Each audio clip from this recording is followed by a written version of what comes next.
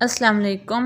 If you want to watch new videos on our channel, then subscribe our channel and don't forget to press the bell icon. Moreover, for appreciation, like our video and share it with your friends.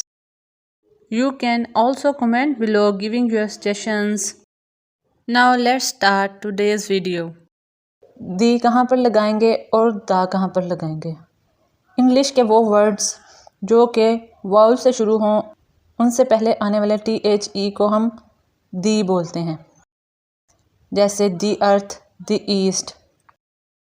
اسی طرح English کے وہ words جو کہ کنسوننٹ سے شروع ہوتے ہیں ان سے پہلے آنے والے ٹی ایچ ای کو ہم دا بولیں گے، جیسے دا ویسٹ، دا اسکائی۔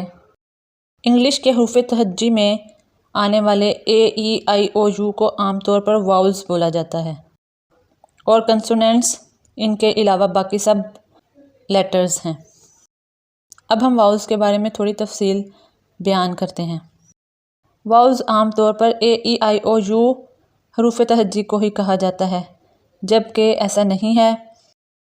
اکثر جگہوں پر دیکھا گیا ہے کہ کچھ کنسوننٹس بھی کچھ الفاظ کے اندر واؤل ساؤنڈ دیتے ہیں، جیسے ہی از این ایم اے، یہاں پر ایم کی آواز اے سے واؤل ساؤنڈ ہے۔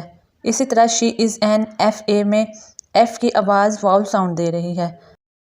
دوسری طرف انگلش میں ایسے الفاظ بھی ہیں جہاں پر واؤلز کی موجودگی کے باوجود ان کی آواز واؤل نہیں ہوتی، جیسے یونیورسٹی۔ اب یونیورسٹی کے شروع میں یو آتا ہے لیکن یہاں پر اس کی آواز واؤل نہیں ہے۔ اسی طرح یورپین، اس میں بھی لفظ واؤل لیٹر سے شروع ہو رہا ہے لیکن اس کی آواز واؤل نہیں ہے۔ اس لیے یہ ضروری نہیں ہے کہ جہاں پر اے ای آئی او یو کا استعمال ہو صرف وہی واؤل ہے، بلکہ کچھ کنسوننٹس بھی واؤل ساؤنڈ دے سکتے ہیں۔ یہاں پر اصل مسئلہ صرف آواز کا ہے۔